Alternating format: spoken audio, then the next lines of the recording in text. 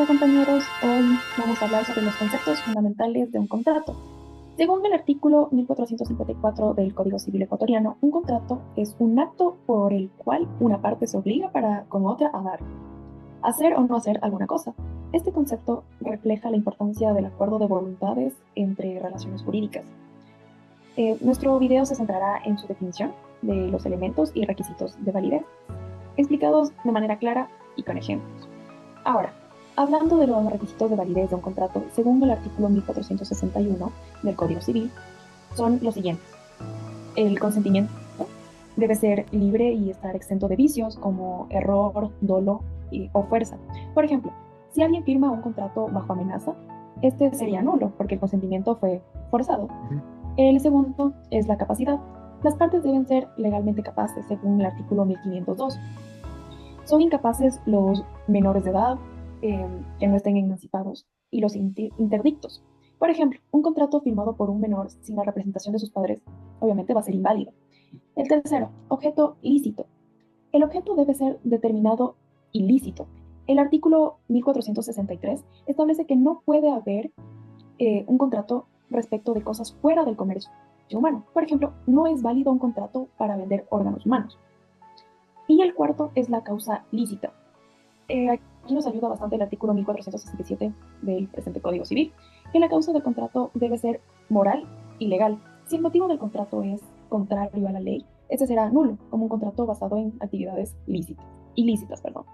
Bueno, como lo afirma Planiol, los requisitos de validez son los cimientos que sostienen el contrato. Si alguno de estos falla, el contrato carece de efectos jurídicos.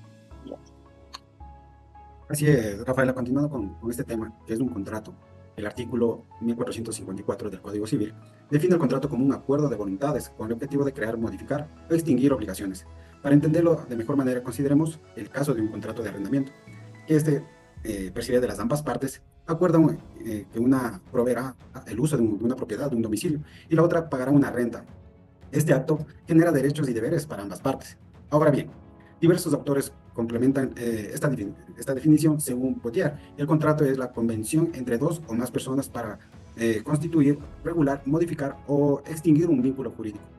Esto subraya que el contrato no solo genera obligaciones, sino que también regula y relaciones entre las partes. Por otro lado, Savigny lo define destacando como el consentimiento del alma del contrato.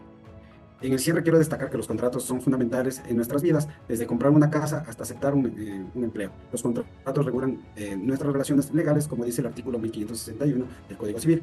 Todo contrato legalmente celebrado es una ley para los contratantes. Esto, no, eh, esto nos recuerda la importancia del cumplimiento de buena fe y respeto a la ley. Ok, muy completo, compañeros. Como ya han hablado sobre los requisitos y el concepto del contrato, sin embargo, yo voy a abordar este concepto sobre algunos juristas, algunas perspectivas de los mismos. Para empezar, les puedo decir que este concepto de contrato se ha venido desarrollando, ha venido evolucionando a través del tiempo y las diferentes etapas de las sociedades, por diversos autores y juristas. Primero vamos a empezar según el autor de Molombe. ¿Qué decía él? Que el contrato es la ley por la cual las partes se obligan a sí mismas. Lo que nos quiere transmitir él es el principio de la autonomía de la voluntad. Este principio se encuentra consagrado en el artículo 1561 del Código Civil ecuatoriano, que principalmente establece que los contratos son válidamente celebrados y son obligatorios para las partes. Por otro lado, tenemos a Planiol, que enfatiza que el contrato es un acuerdo de dos o más partes que buscan un beneficio mutuo. Por ejemplo, podemos ponernos en una compra-venta, en la cual una parte busca obtener el producto y la otra parte busca recibir el dinero a cambio. Para finalizar, les quiero dar la perspectiva de Messineo, que es un autor que sostiene que el contrato es un instrumento de cooperación social, ya viéndolo desde otra perspectiva, en la cual destaca su papel en la organización de la economía.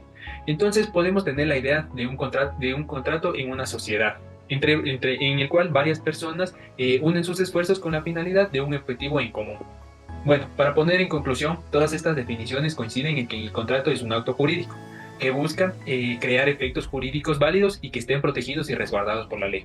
Esta diversidad de enfoque nos permite conocer y comprender más sobre el contrato y cómo se ha venido desarrollando a través del tiempo. Bien, finalmente hablemos de los elementos del contrato que se dividen en tres categorías según el Código Civil. La primera son los elementos esenciales. Esto nos dice que son requisitos indispensables para que el contrato exista. Como señala el artículo 1461, estos son es el consentimiento que busca un objeto y la causa lícita. Por ejemplo, si un contrato de compraventa no existe, un acuerdo sobre el precio, no hay contrato. En segundo punto tenemos los elementos naturales, que son aquellos que presumen incorporados al contrato, salvo que las partes decidan lo contrario. Un ejemplo es la obligación de garantizar contradicción en un contrato de compraventa, lo cual está regulado en el artículo 1857. En tercer punto tenemos los elementos accidentales, que son las cláusulas o condiciones añadidas por las partes. Por ejemplo, en un contrato de préstamo, las partes pueden incluir una cláusula de plazo por la parte de pago. Según Maceu, los elementos accidentales permiten personalizar el contrato para adaptarlos a la necesidad de las partes. Tomemos como ejemplo un contrato de arrendamiento. El consentimiento es esencial ya que ambas partes deben estar de acuerdo en el uso del inmueble. También tenemos un elemento natural, el cual sería la obligación del arrendador de entregar en buenas condiciones el inmueble, según el artículo 1975. Y un elemento accidental que sería un descuento de la renta si se paga puntualmente. En resumen, los elementos del contrato son fundamentales para garantizar su validez y eficacia. Como dice Messineo, el contrato es una herramienta flexible que se adapta a las necesidades sociales y económicas. Chicos, voy a dar mi conclusión y para mí, bueno, los contratos son instrumentos esenciales en el derecho civil, ¿no? Es como el motor del mismo, ya que regulan las relaciones jurídicas entre las partes mediante acuerdo de voluntades, como ya lo leímos en los artículos correspondientes. Según el artículo 1454 del Código Civil ecuatoriano, se define como un acto por el cual una parte se obliga para con otra a dar, como ya lo mencionamos, pero siempre es bueno recalcar para que quede claro, hacer o no hacer alguna cosa. Para que un contrato sea válido, debe cumplir con los requisitos esenciales establecidos en el artículo 1461 del consentimiento libre de vicio, de la capacidad legal de las partes, ahí donde ya vimos a los interditos, a los menores que obviamente no estén emancipados. Y pues bueno, el objeto lícito y causa lícita. Por ejemplo, un contrato de compraventa de una propiedad no será válido si el consentimiento no fue obtenido fue obtenido bajo amenaza o si la propiedad no pertenece al comercio humano, conforme al artículo 1463. Hasta ahí mi conclusión. Listo. Argumentando lo que dice Rafael, además de los requisitos esenciales, los contratos tienen elementos esenciales naturales y accidentales. Los elementos esenciales son indispensables para la existencia del contrato, como el consentimiento y el objeto. Por ejemplo, sin acuerdo sobre el precio en una compra-venta no hay contrato. Los elementos naturales son aquellos que, aunque no sean expresados, se entienden como implícitos, como la garantía contra evicción en un contrato de compra-venta, según el artículo 1857. Por último, los elementos accidentales son cláusulas añadidas por las partes como plazos específicos para cumplir obligaciones. Así es, compañeros. Por mi parte, creo que veo de una perspectiva doctrinal. El contrato tiene distintos enfoques según Demolión, refleja la autonomía de la voluntad consagrada en el artículo 1561 del Código Civil, que establece todos los contratos válidamente celebrados en la ley. Por otro lado, Messineo destaca un funcionamiento como instrumento de cooperación social, particularmente con contratos de sociedad donde las partes trabajan juntas para alcanzar un objetivo en común. Estos enfoques muestran cómo el contrato trasciende de un carácter jurídico para responder dinámicamente social. Ok, en sí, en resumen, podemos constatar que los contratos no solo son acuerdos jurídicos, como bien ya lo han dicho ustedes, son también herramientas flexibles que facilitan la convivencia y el desarrollo social. Y un claro ejemplo del día a día es un contrato de arrendamiento, porque es donde podemos observar que el consentimiento asegura que ambas partes acuerden el uso del inmueble. El objeto lícito es el derecho a usar la propiedad y los elementos accidentales pueden incluir cláusulas de descuento por pagos puntuales. Esperamos cumplir con todas sus expectativas. Gracias.